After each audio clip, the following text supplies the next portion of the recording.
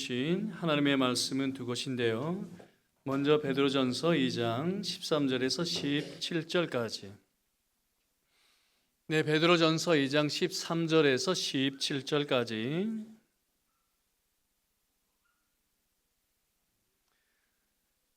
베드로전서 2장 13절에서 17절까지 네, 하나님의 말씀을 듣겠습니다.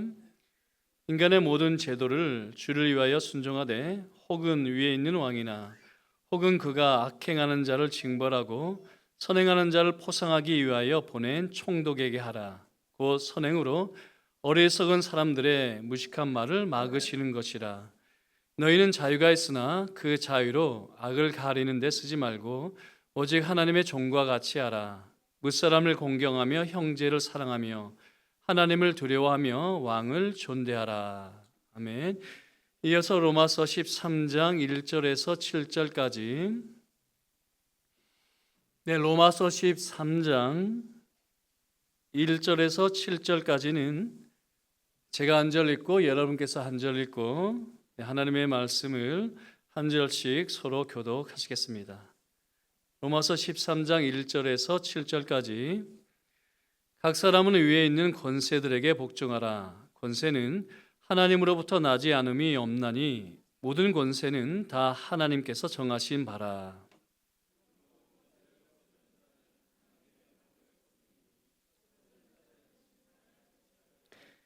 다스리는 자들은 선한 일에 대하여 두려움이 되지 않고 악한 일에 대하여 되나니 내가 권세를 두려워하지 아니하려느냐. 선을 행하라. 그리하면 그에게 칭찬을 받으리라.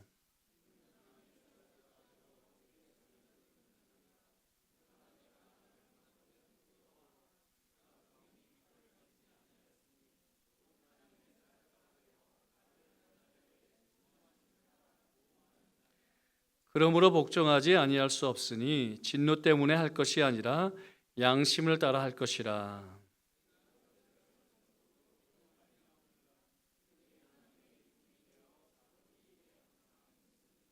함께요. 모든 자에게 줄 것을 주되 조세를 받을 자에게 조세를 바치고 관세를 받을 자에게 관세를 바치고 두려워할 자를 두려워하며 존경할 자를 존경하라.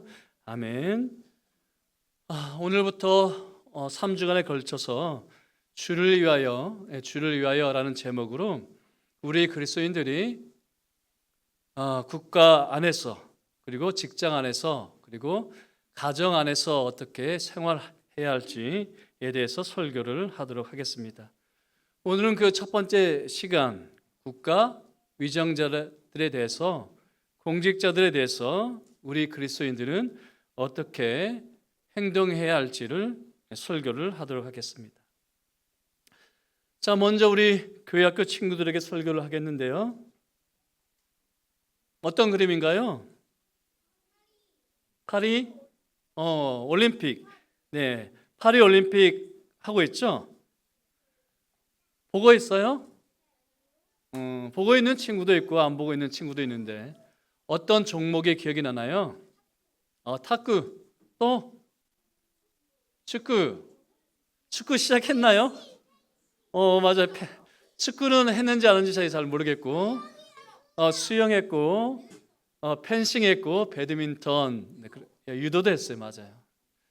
자, 올림픽은 각 나라 국가에서 대표하는 선수들이 나와서 자기 실력을 겨루는 그런 대회죠. 그렇죠? 각 나라 국가 대표 선수들이 참가를 해요. 자, 그러면 나라 또는 국가는 언제 생겼을까요? 나라, 국가 언제 생겼을까요?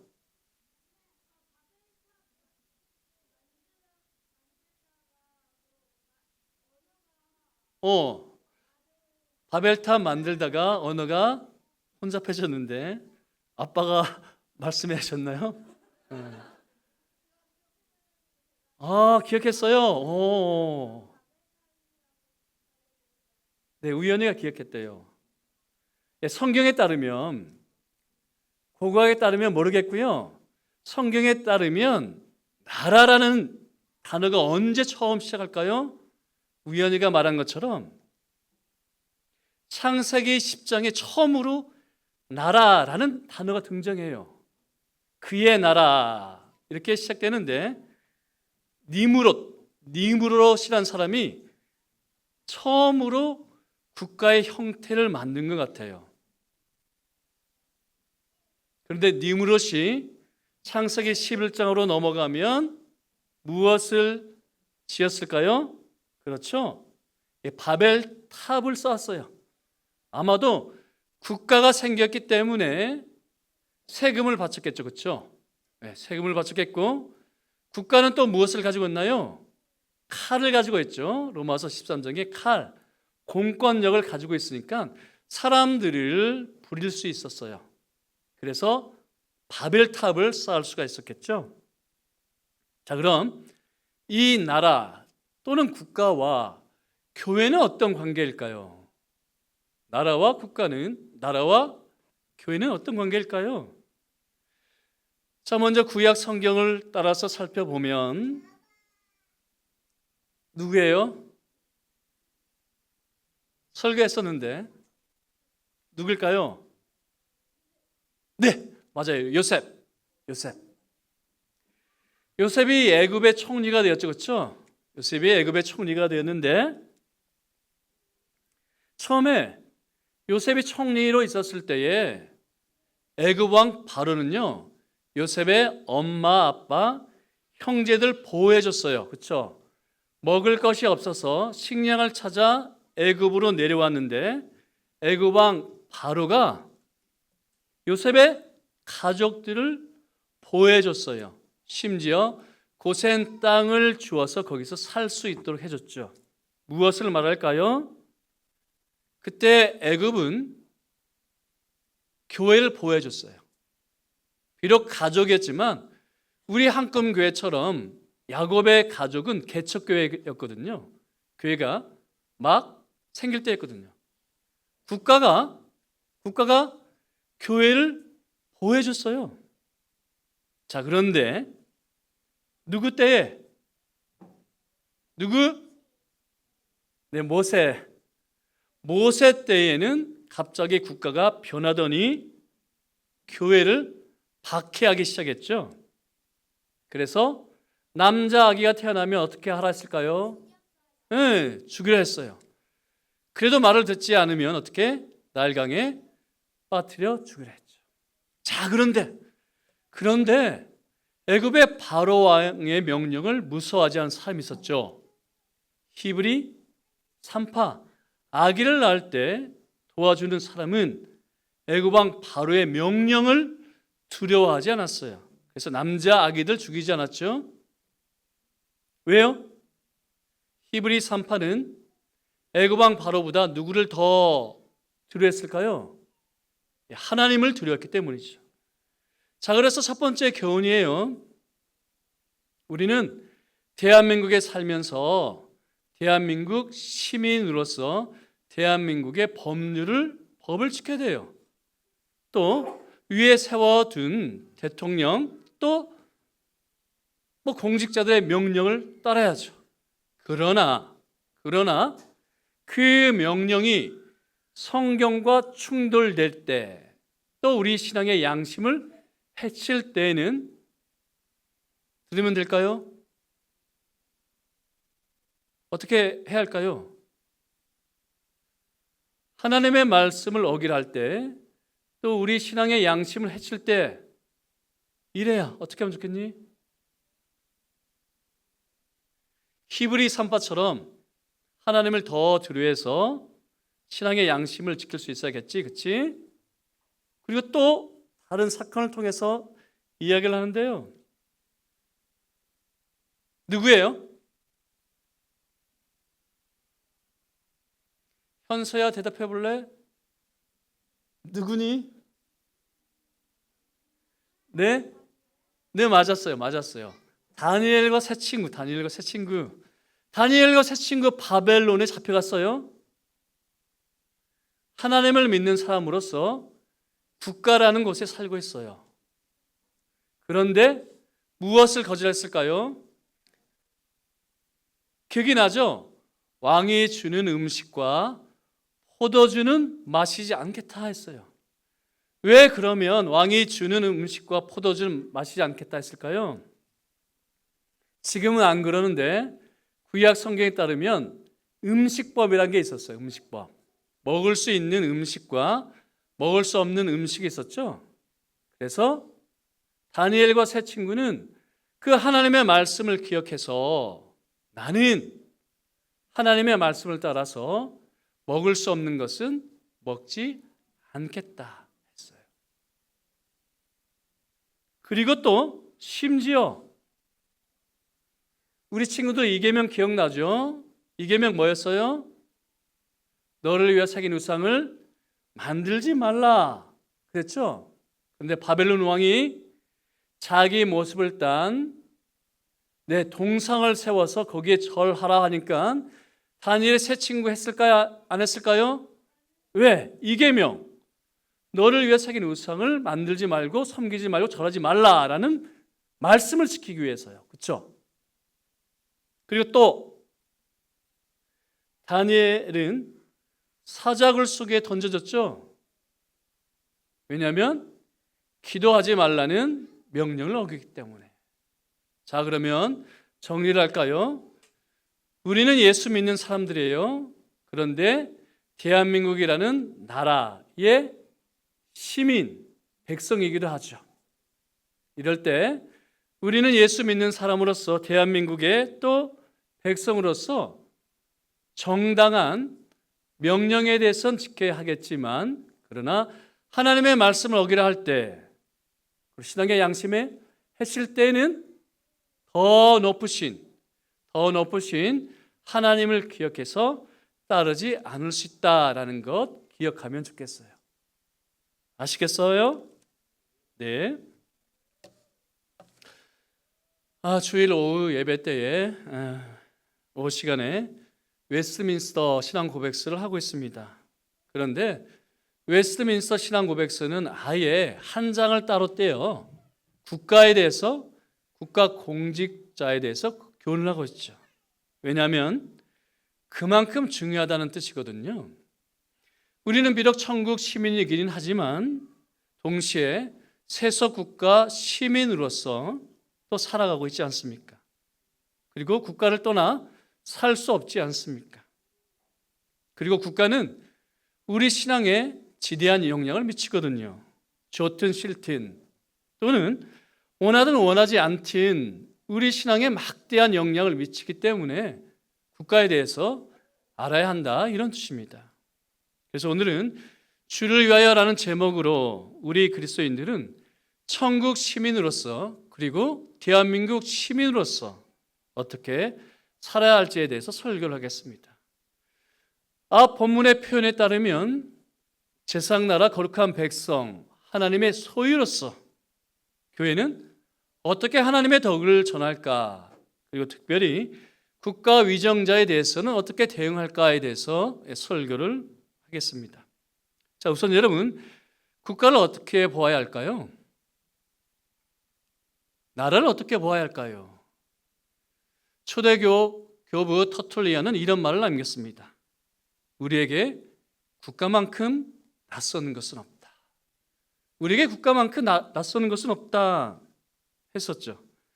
자, 그런데 낯설다라는 말은 베드로 전서에도 많이 등장을 하죠. 그렇죠? 먼저 국가가 우리를 낯선 존재로 여기지 않습니까? 그러니까 나그네 또는 외국인처럼 취급을 하지 않습니까? 그래서 우리 또한 국가를 낯설게 해야 한다 했었죠. 왜냐하면 우리는 살아있고 항상 있는 하나님의 말씀으로 태어났기 때문입니다. 그러니까 우리는 술 취함과 방탕함으로 대표되는 썩어지고 더럽고 쇠하는 악한 정욕을 버려야 한다 했었습니다.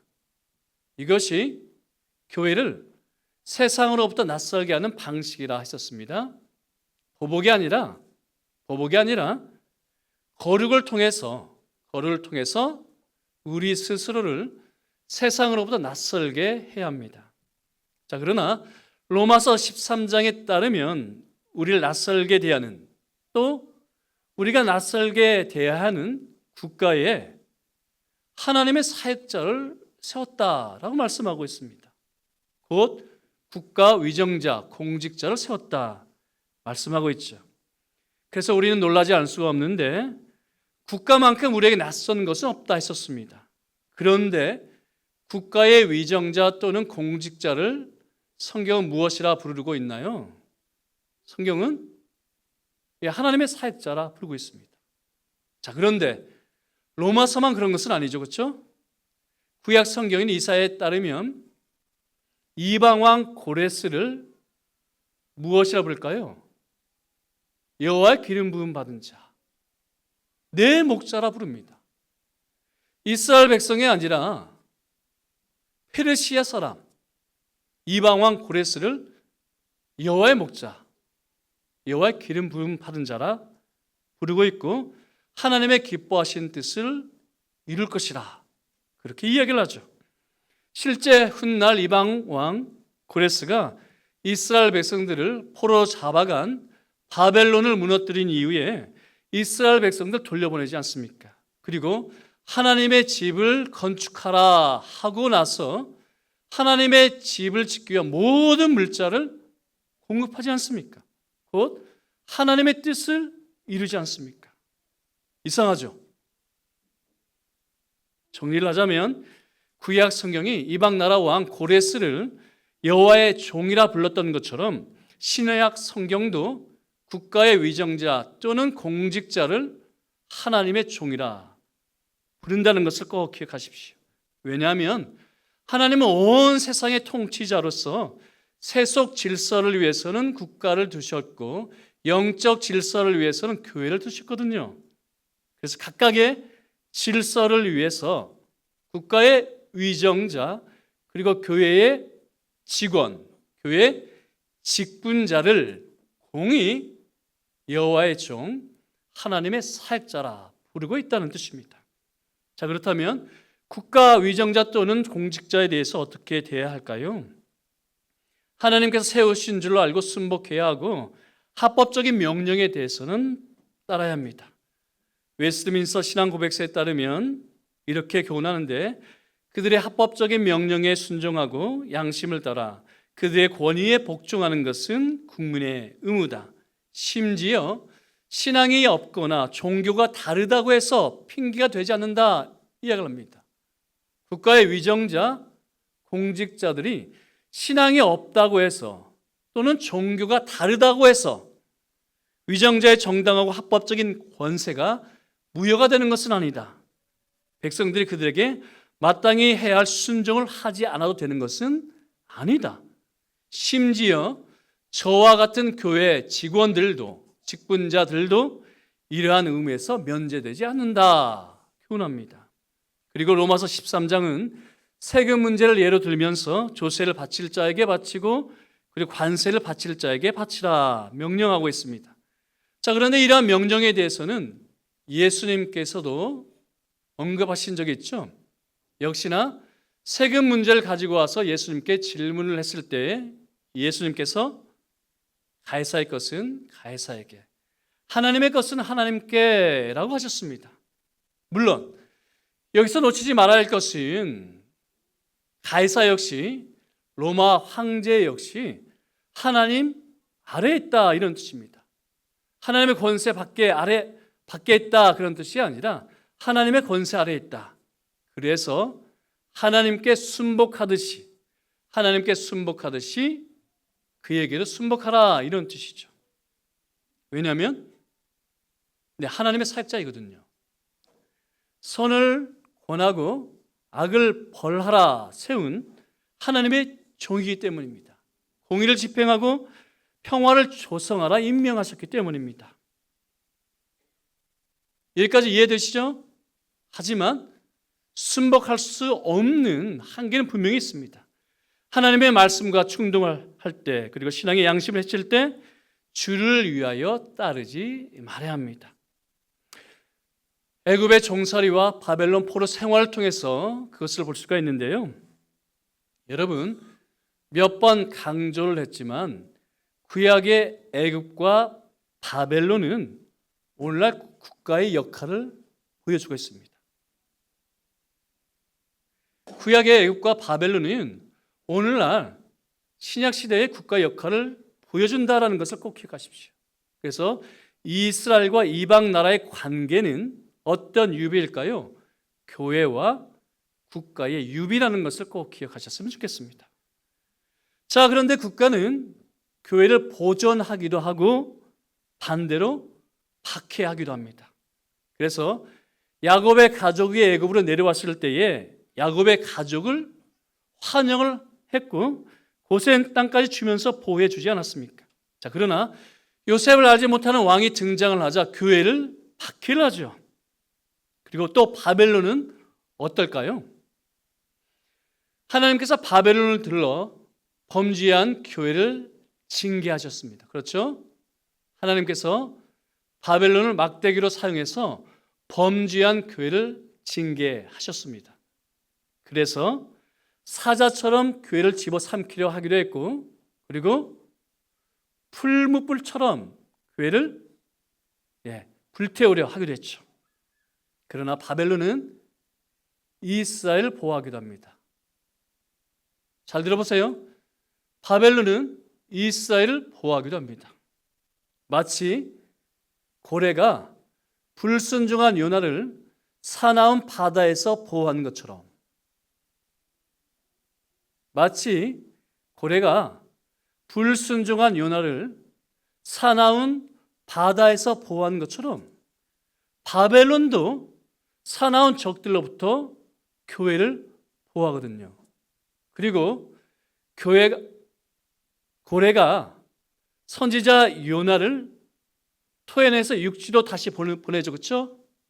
그런 것처럼 바벨론도 이스라엘 백성들을 토해내서 다시 예루살렘으로 돌려보내거든요. 그래서 구약의 애굽과 바벨론은 오늘날 국가의 역할을 보여주는데 교회를 보호하기도 하고 또 반대로 박해하기도 합니다. 자, 그럼 이런 교회에 대해서, 국가에 대해서 교회는 어떻게 해야 할까요? 제사장나라 거룩한 백성으로서 하나님의 덕을 선전해야 합니다. 구체적으로 악행을 버리고 선한 행실을 보여줘야 합니다. 그리고 국가 공직자의 합법적인 명령에 대해서는 주를 위하여 순복해야 하고, 그리고 불법적인 명령에 대해서도 주를 위하여 순복하지 말아야 합니다. 자, 여기서 짚고 넘어가야 할 것이 두 가지가 있는데요. 먼저 합법적이다, 불법적이다 판단하는 기준은 무엇일까요? 합법적이다, 불법적이다 판단하는 기준은 하나님의 말씀과 신앙의 양심입니다. 그리고 순복하거나 순복하지 않을 때 누구를 위하여요? 주를 위하여. 순복해도 주를 위하여, 순복하지 않을 때도 주를 위하여 해야 합니다. 자, 그런데 우리 주의를 보면 우리 주의까지 가지 않고 나 자신을 보더라도 여러분 무엇을 위해서 따르지 않습니까? 신앙의 양심을 위한다 하지만 나의 이익 아닌가요? 나의 손해를 피하기 위해서 아닌가요? 그러면서도 신앙의 양심을 위한다 포장하지는 않습니까? 따라서 하나님의 말씀과 오직 신앙의 양심을 위해서 그것을 잣대로 삼으셔야 되고 주를 위하여 사는 것을 목적으로 삼으셔야 한다, 이런 뜻입니다. 자, 그럼 구체적으로 애굽과 바벨론에서 구약의 성도들은 어떻게 살았을까요? 이미 들었지만 요셉을 알지 못하는 왕으로부터 이스라엘 백성들은 꼼짝없이 박해를 당하고 있었습니다. 아무런 저항도 하지 못하고 있었죠. 그런데 두 명의 산파가 애굽 왕 바로의 명령을 무서워하지 않고 남자 아기들 보호해 주었습니다. 왜요? 성경은 그 이유를 밝히고 있는데 하나님을 경외하였기 때문에 바로 왕의 명령을 무서워하지 않았다라고 밝히고 있습니다. 그러니까 국가 위정자의 명령이 하나님의 말씀과 충돌될 때, 그리고 신앙의 양심을 해칠 때 따르지 않았습니다. 그리고 바벨론의 포로로 잡혀간 다니엘과 세 친구는 어땠나요? 왕이 주는 음식과 포도주를 거절하죠. 왜요? 신앙의 양심을 지키기 위해서이죠. 자, 그런데 어떻게 먹지 않는 것이 신앙의 양심을 지키는 것일까요? 어떻게 먹지 않는 것이 신앙의 양심을 지키는 것일까요? 네, 구약의 율법은 정결법이 있죠. 음식법이 있죠. 먹어야 할 것과 먹지 말아야 할 것을 엄격히 구별하고 있습니다. 그런데 여러분, 먹어야 할 것과 먹지 말아야 할 것은 무엇을 우리에게 이야기할까요? 구별된 삶을 이야기를 하는데,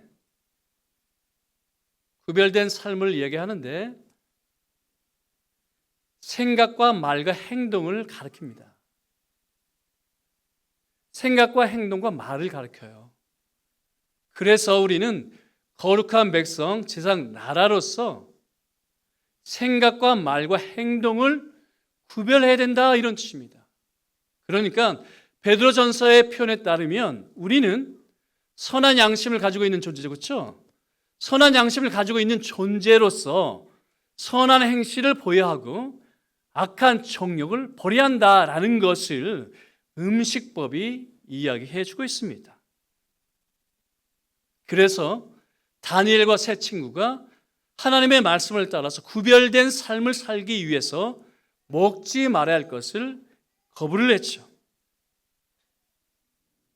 그래서 왕이 내려주는 음식과 포도주를 거절했습니다. 그리고 우상에게 절하지 말라는 계명을 지키기 위해서 풀무불에 던져지기도 했고, 또 예루살렘 성전을 향하여 기도하다가 사자굴에 던져지기도 했습니다. 왜냐하면 자신들이 세속 국가의 부름을 받은 공직자였지만, 비록 자신들이 세속 국가의 부름을 받은 공직자였지만 자신들은 하나님 나라 백성이라는 것을 명심했기 때문입니다. 자신들 위에 바벨론 왕이 있다는 것을 기억했지만 그보다 더 높으신 하나님이 그 위에 있다는 것을 명심했기 때문이죠. 그래서 국가 공직자의 합법적인 명령에 대해서는 순종을 했지만 불법적인 명령에 대해서는 따르지 않았습니다. 잠시 여기서 격가지를 쳐볼까요? 다니엘과 같은 신앙의 인물이 바사 왕국의 공직자로 나아가는 것은 어떻게 생각하십니까? 아니, 요셉과 같은 그 거룩한 사람이 태양신을 섬기는 나라의 공직자로 부름받는 것, 거기에 봉사하는 것은 여러분 어떻게 생각하시나요? 신앙 고백서는 이렇게 교훈하는데, 그리스도인들이 위정자로 부름받을 경우 그 직무를 받아들여 수행하는 것은 정당하다. 그리고 직무를 행할 때에 각 나라의 건전한 법에 따라 특별히 경건과 정의와 평화를 유지해야 한다라고 말하고 있습니다.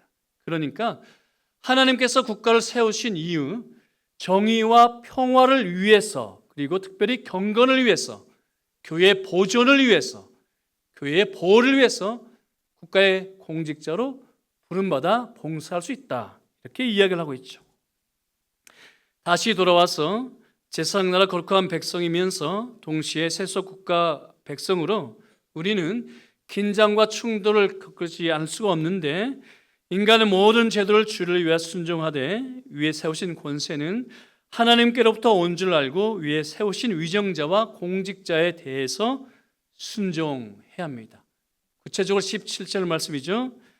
무사람을 공경하며 형제를 사랑하며 하나님을 두려워하며 왕을 존대해야 합니다. 자, 그런데 바로 앞절을 보실까요? 16절 말씀, 16절 말씀 함께 읽어볼까요? 시작.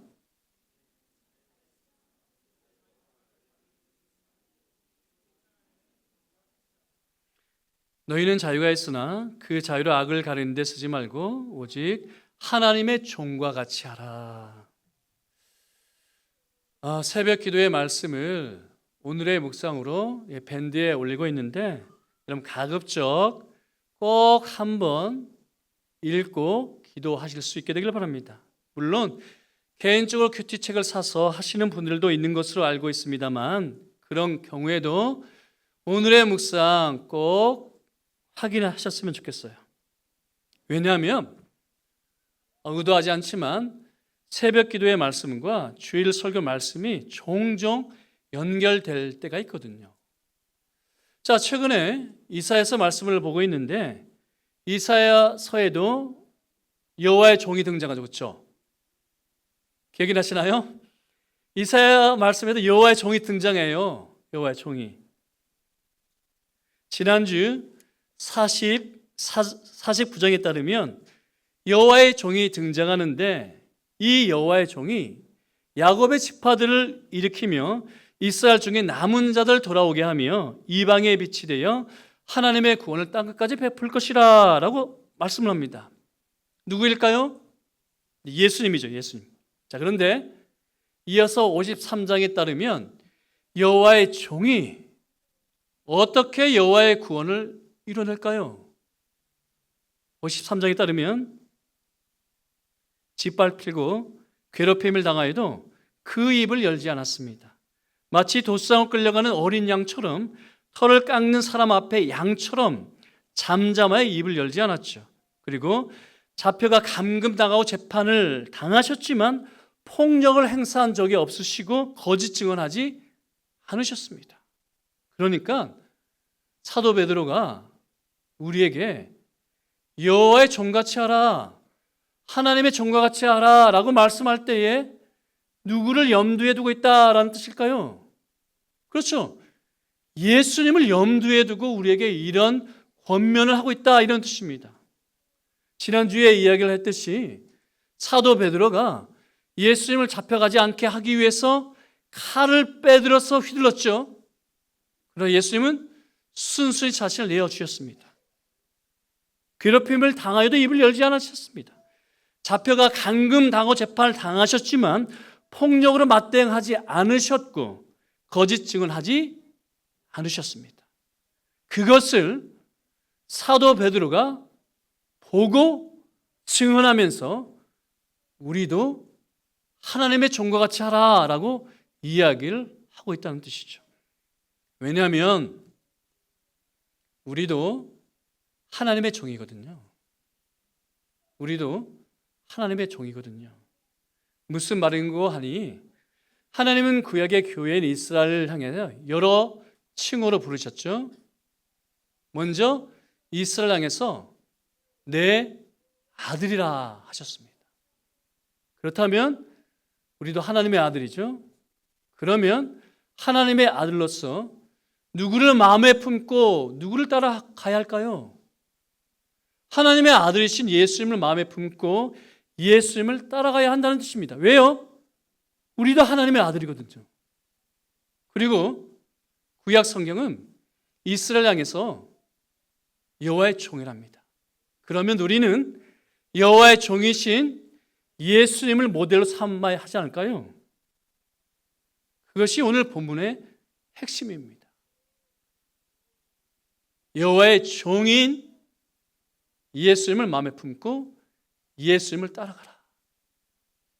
너희에게 주는 자유를 악을 가리는 데 쓰지 말고 여호와의 종을 기억하여 여호와의 종을 따라가라.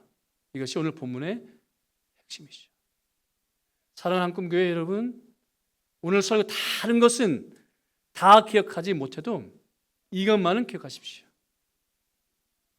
하나님의 종과 같이 하라. 예수님처럼 하라. 왜냐하면 우리는 하나님의 종이기 때문입니다.